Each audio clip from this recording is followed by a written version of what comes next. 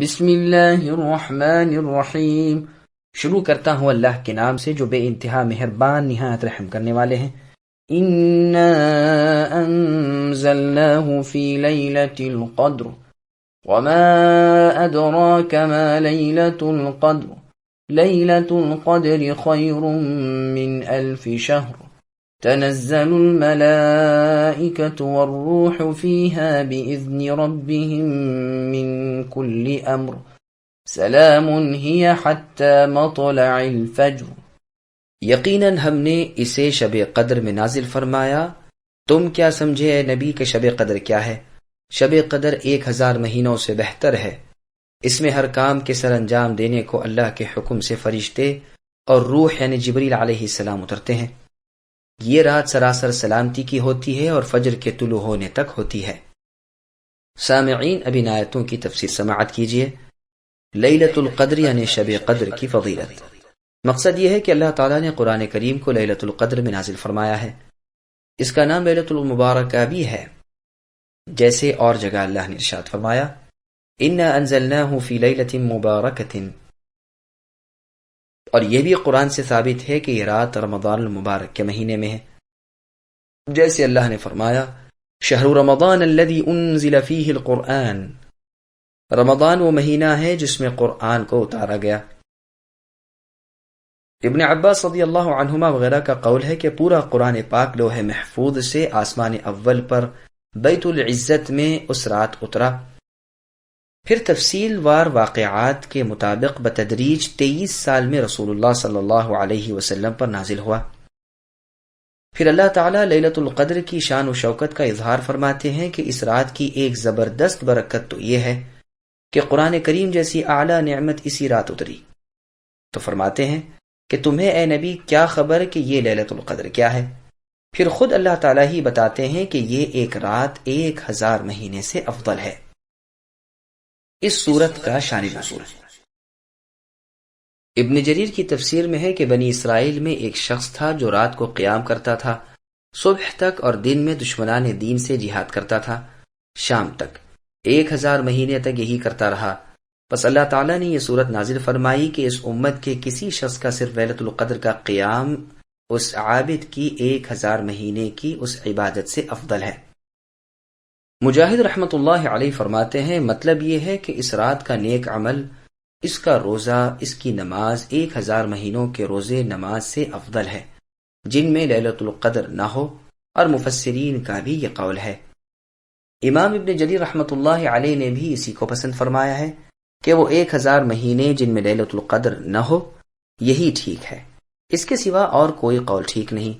جیسے رسول اللہ صلی اللہ علیہ وسلم فرماتے ہیں کہ ایک رات کی جہاد کی تیاری اس کے سوا کی 1000 راتوں سے افضل ہے۔ یہ حدیث مسند میں ہے۔ اسی طرح ابو داود، ترمذی وغیرہ کی حدیث میں ہے جو شخص اچھی نیت اور اچھی حالت سے جمعے کی نماز کے لیے جائے اس کے لیے سال کے اعمال کا ثواب لکھا جاتا ہے، سال بھر کے روزوں کا اور سال بھر کی نمازوں کا۔ اسی طرح کی اور بھی بہت سی حدیثیں ہیں۔ بس مطلب یہ ہے کہ مراد 1000 مہینے سے وہ مہینے ہیں جن میں لیلۃ القدر نہ آئے، جیسے 1000 راتوں سے مراد وہ راتیں ہیں جن میں کوئی رات اس عبادت کی نہ ہو، اور جیسے جمعے کی طرف جانے والے کو 1 سال کی نیکیاں یعنی وہ سال جس میں جمعہ نہ ہو۔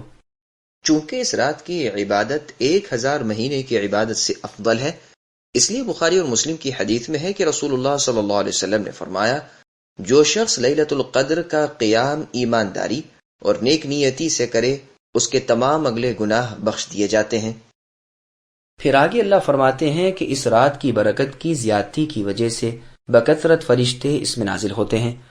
فرشتے تو ہر برکت اور رحمت کے ساتھ نازل ہوتے رہتے ہیں، جیسے تلاوت قرآن کے وقت اترتے ہیں اور ذکر کی مجلسوں کو گھیر لیتے ہیں، اور علم دین کے سیکھنے والوں کے لیے راضی خوشی اپنے پر بچھا دیا کرتے ہیں اور ان کی عزت و تکریم کرتے ہیں۔ روح سے مراد جبریل علیہ السلام ہے۔ روح سے مراد یہاں اس آیت میں جبریل علیہ السلام ہے۔ یہ خاص کا عطف ہے عام پر۔ بعض کہتے ہیں روح نام کے ایک خاص قسم کے فرشتے ہیں، جیسے کہ سورہ عما یتساءلون کی تفسیر میں تفصیل سے گزر چکا، واللہ اعلم۔ پھر آگے فرمایا وہ سراسر سلامتی والی رات ہے جس میں شیطان نہ تو برائی کر سکتا ہے نہ ایذا پہنچا سکتا ہے۔ قتادہ رحمۃ اللہ علیہ وغیرہ فرماتے ہیں کہ اس میں تمام کاموں کا فیصلہ کیا جاتا ہے، عمر اور رزق مقدر کیا جاتا ہے، جیسے اور جگہ اللہ نے فرمایا فیہا یفرق کل امر حکیم، یعنی اسی رات میں ہر حکمت والے کام کا فیصلہ کیا جاتا ہے۔ شعبی رحمۃ اللہ علیہ فرماتے ہیں کہ اس رات میں فرشتے مسجد والوں پر صبح تک سلام بھیجتے رہتے ہیں۔ امام بہقی رحمۃ اللہ علیہ نے اپنی کتاب فضائل الاوقات میں علی رضی اللہ عنہ کا ایک غریب اثر فرشتوں کے نازل ہونے میں اور نمازیوں پر ان کے گزرنے میں اور انہیں برکت حاصل ہونے میں وارد کیا ہے۔ ابن ابی حاتم نے کعب الاحبار رحمۃ اللہ علیہ سے ایک عجیب و غریب بہت طویل اثر وارد کیا ہے، جس میں فرشتوں کا سدرۃ المنتہا سے جبریل علیہ السلام کے ساتھ زمین پر آنا اور مؤمن مردوں اور مؤمن عورتوں کے لیے دعائیں کرنا وارد ہے۔ عبد الرحمن ابن ابی اعلی رحمۃ اللہ علیہ فرماتے ہیں اس رات میں ہر امر سے سلامتی ہے، یعنی کوئی نئی بات پیدا نہیں ہوتی۔ قتادہ رحمۃ اللہ علیہ اور ابن زید کا قول ہے کہ یہ رات سراسر سلامتی والی ہے، کوئی برائی صبح ہونے تک نہیں ہوتی۔ کیا لیلۃ القدر پہلی امتوں میں بھی تھی؟ اس باب میں علماء کا اختلاف ہے کہ لیلۃ القدر اگلی امتوں میں بھی تھی یا صرف اسی امت کو خصوصیت کے ساتھ عطا کی گئی ہے۔ امام بہقی کی کتاب شعب الایمان کے ایک منقطع ضعیف روایت سے یہ معلوم ہوتا ہے کہ صرف اسی امت کو یہ رات دی گئی ہے۔ خطابی نے تو اس بات پر اجماع نقل کیا ہے، لیکن ایک حدیث اور ہے جس سے یہ معلوم ہوتا ہے کہ یہ رات جس طرح اس امت میں ہے اگلی امتوں میں بھی ہے۔ چنانچہ امام احمد نے اپنی مسند میں مرثد رحمۃ اللہ علیہ سے روایت کرتے ہیں، انہوں نے کہا کہ میں نے ابو ذر رضی اللہ عنہ سے پوچھا کہ آپ نے لیلۃ القدر کے بارے میں رسول اللہ صلی اللہ علیہ وسلم سے کیا سوال کیا تھا؟ آپ نے فرمایا سنو، میں رسول اللہ صلی اللہ علیہ وسلم سے اکثر باتیں دریافت کرتا رہتا تھا۔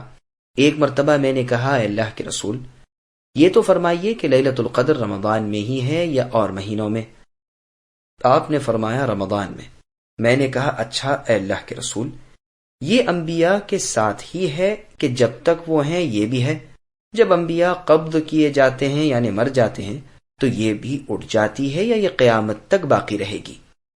رسول اللہ صلی اللہ علیہ وسلم نے فرمایا کہ نہیں، وہ یعنی یہ رات قیامت تک باقی رہے گی۔ میں نے کہا رمضان کے کس حصے میں ہے؟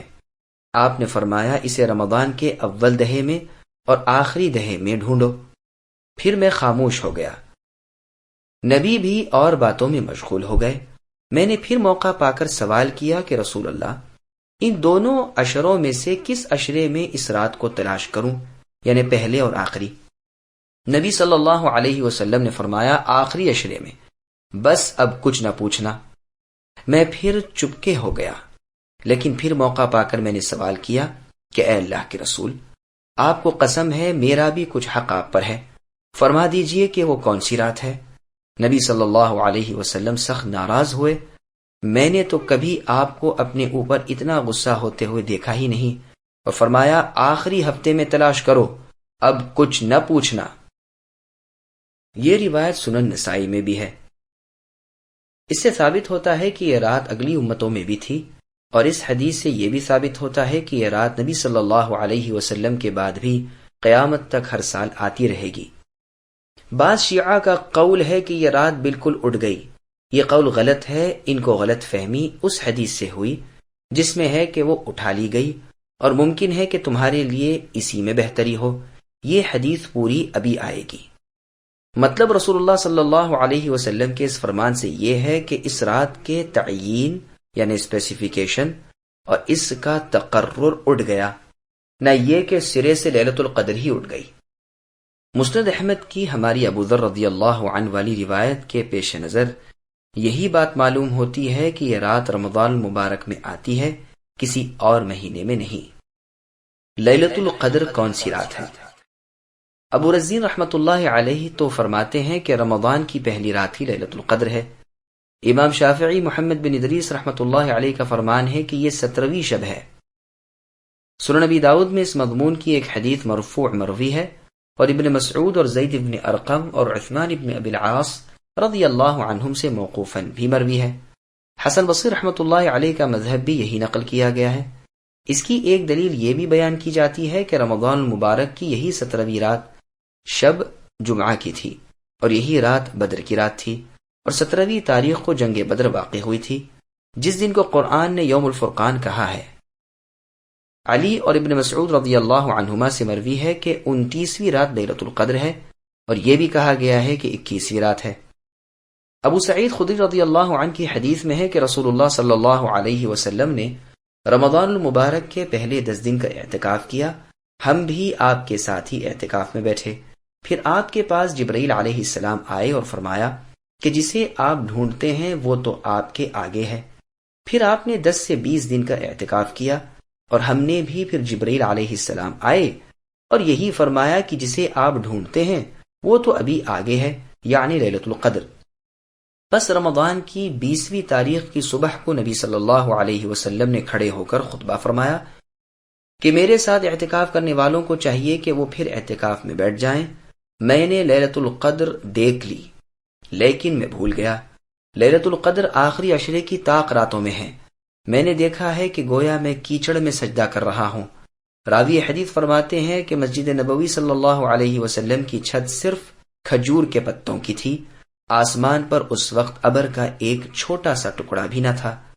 پھر ابر اٹھا اور بارش ہوئی، اور نبی صلی اللہ علیہ وسلم کا خواب سچا ہوا، اور میں نے خود دیکھا کہ نماز کے بعد نبی صلی اللہ علیہ وسلم کی پیشانی پر تر مٹی لگی ہوئی تھی۔ اسی روایت کے ایک طریق میں ہے کہ یہ 21ویں رات کا واقعہ ہے۔ یہ حدیث صحیح بخاری اور صحیح مسلم دونوں میں ہے۔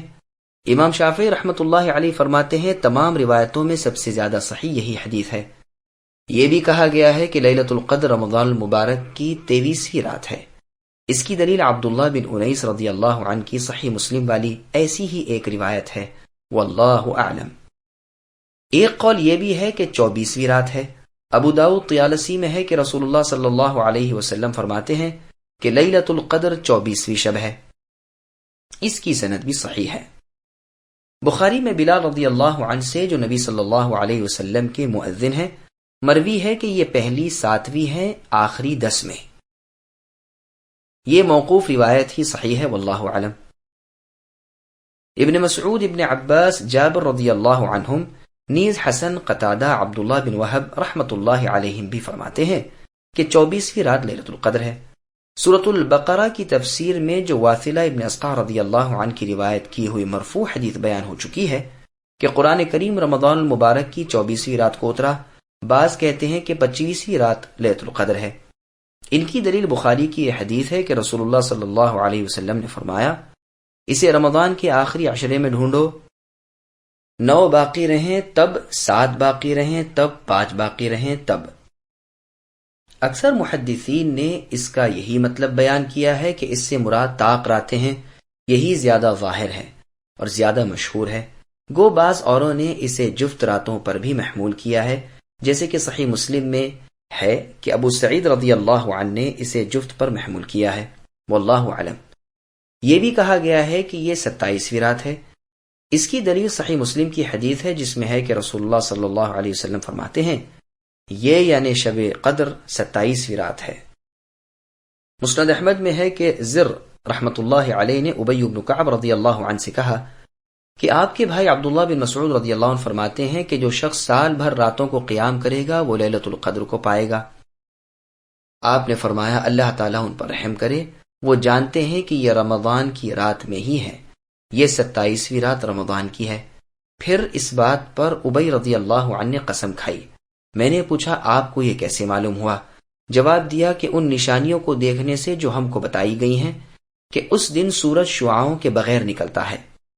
صحیح مسلم کی روایت میں ہے کہ ابی رضی اللہ عنہ نے کہا، اس اللہ کی قسم جس کے سوا کوئی معبود برحق نہیں ہے کہ یہ رات رمضان میں ہی ہے۔ آپ نے اس پر انشاءاللہ بھی نہیں فرمایا اور پختہ قسم کھا لی۔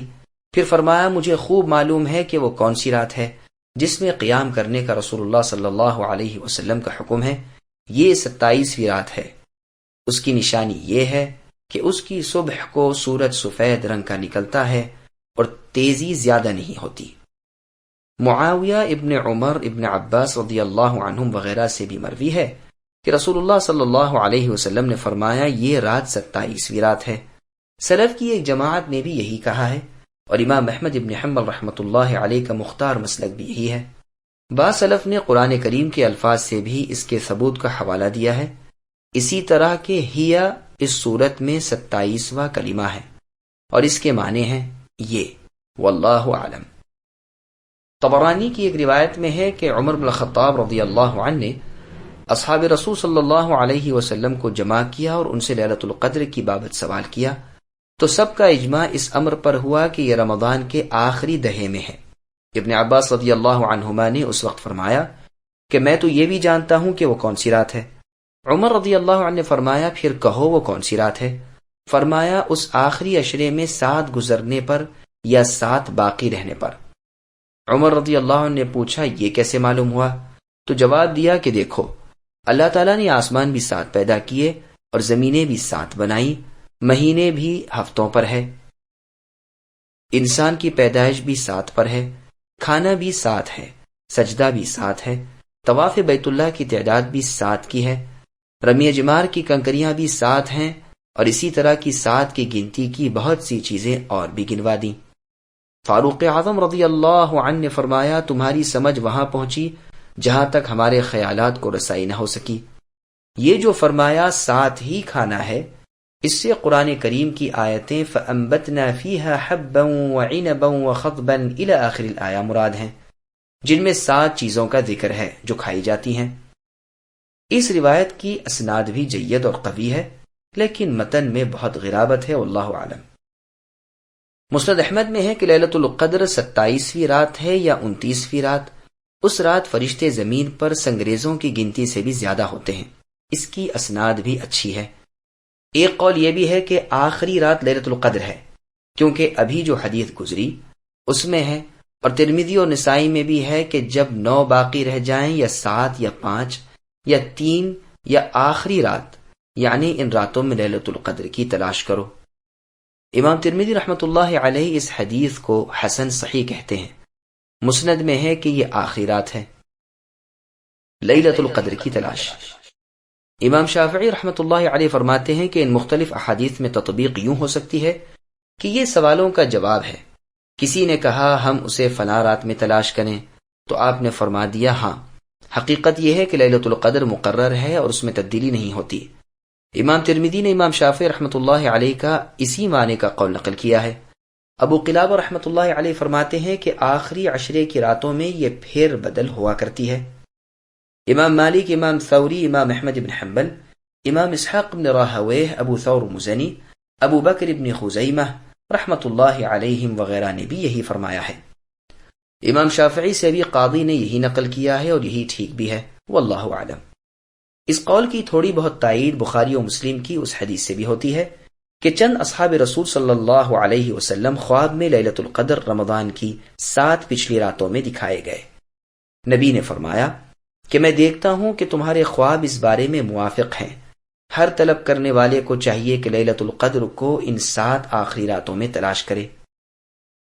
عائشہ رضی اللہ عنہا سے بھی بخاری و مسلم میں مروی ہے کہ رسول اللہ صلی اللہ علیہ وسلم نے فرمایا رمضان کے آخری عشرے کی طاق راتوں میں شب قدر کی جستجو کرو۔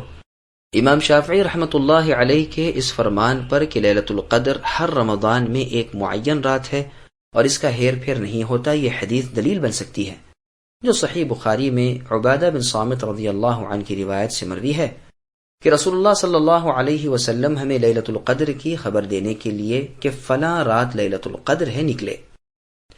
یہاں 2 مسلمان آپس میں جھگڑ رہے تھے، تو آپ نے فرمایا کہ تمہیں لیلۃ القدر کی خبر دینے کے لیے میں آیا تھا، لیکن فلاں کی لڑائی کی وجہ سے وہ اٹھا لی گئی، اور ممکن ہے کہ اسی میں تمہاری بہتری ہو، اب اسے 9ویں، 7ویں اور 5ویں میں ڈھونڈو۔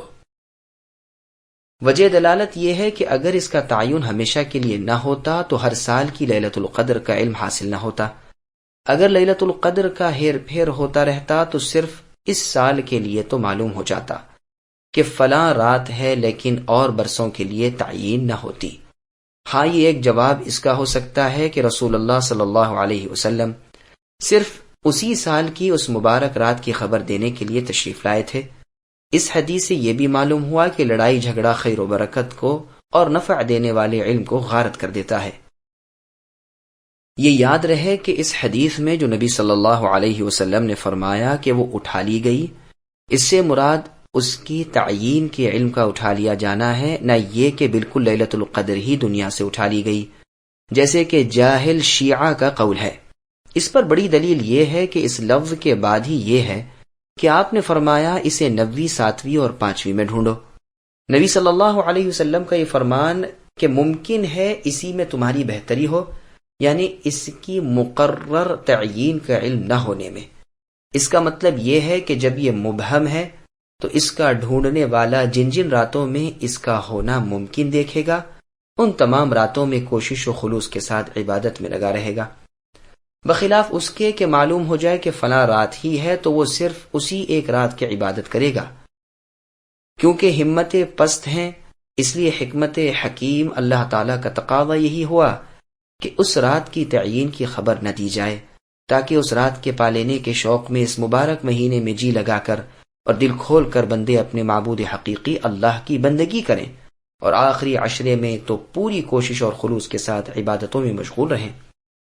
اسی لیے خود اللہ کے پیغمبر محمد صلی اللہ علیہ وسلم بھی اپنے انتقال تک رمضان المبارک کے آخری عشرے کا اعتکاف کرتے رہے، اور آپ کے بعد آپ کی ازواج مطہرات نے اعتکاف کیا۔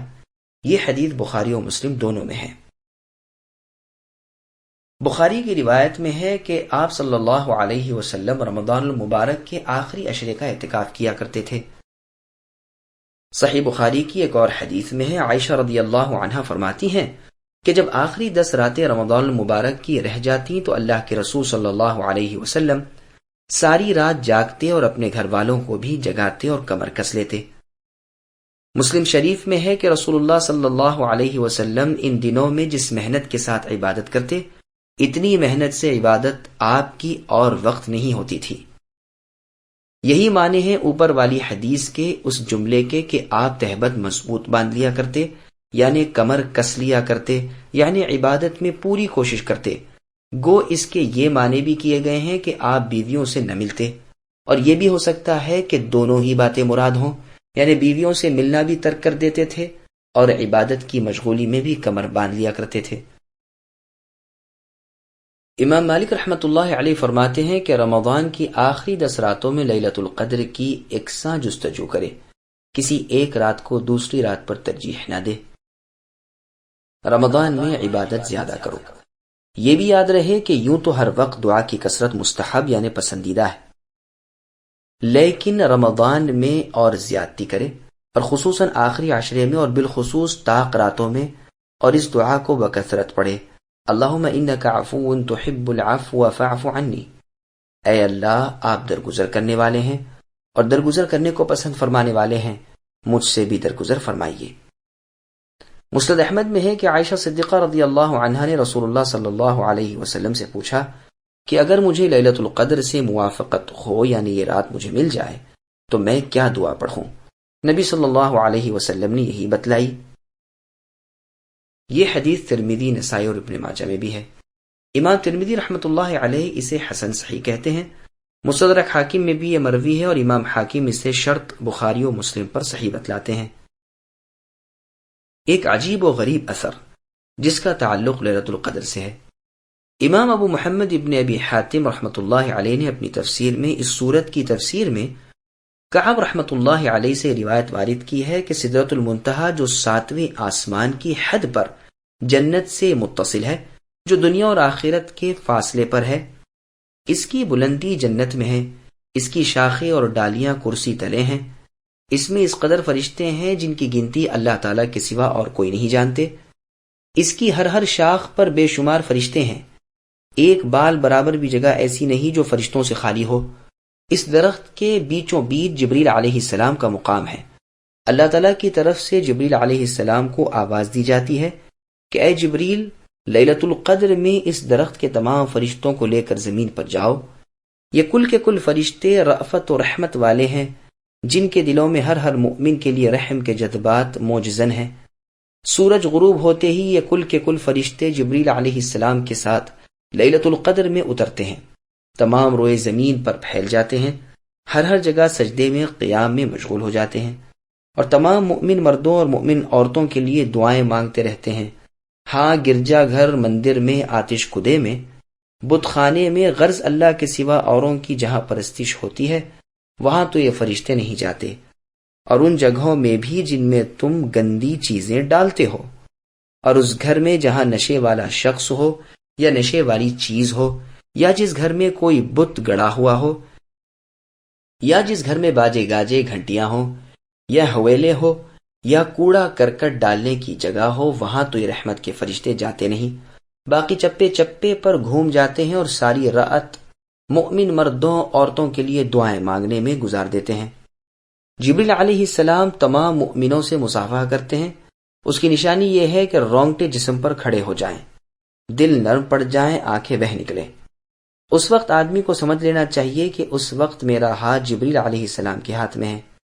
کعب رحمۃ اللہ علیہ فرماتے ہیں کہ جو شخص اس رات میں 3 مرتبہ لا الہ الا اللہ پڑھے، اس پہلی مرتبہ کے پڑھنے پر گناہوں کی بخشش ہو جاتی ہے، دوسری مرتبہ کے کہنے پر آنکھ سے نجات مل جاتی ہے، تیسری مرتبہ کے کہنے پر جنت میں داخل ہو جاتا ہے۔ راوی نے پوچھا کہ اے ابو اسحاق، جو اس کلمے کو سچائی سے کہے اس کے؟ فرمایا یہ تو نکلے گا ہی اس کے منہ سے جو سچائی سے اس کا کہنے والا ہو۔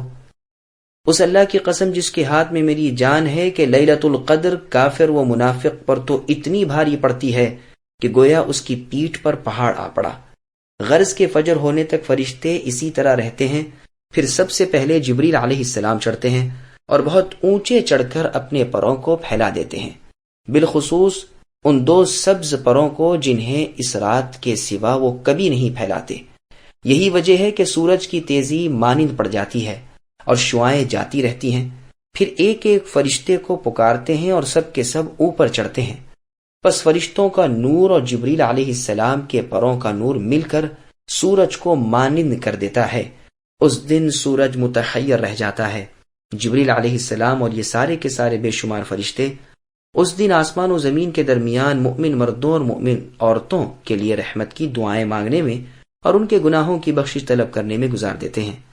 نیک نیتی کے ساتھ روزہ رکھنے والوں کے لیے اور ان لوگوں کے لیے بھی جن کا یہ خیال رہا کہ اگلے سال بھی اگر اللہ نے زندگی رکھی تو رمضان کے روزے عمدگی کے ساتھ پورے کریں گے، یہی دعائیں مانگتے رہتے ہیں۔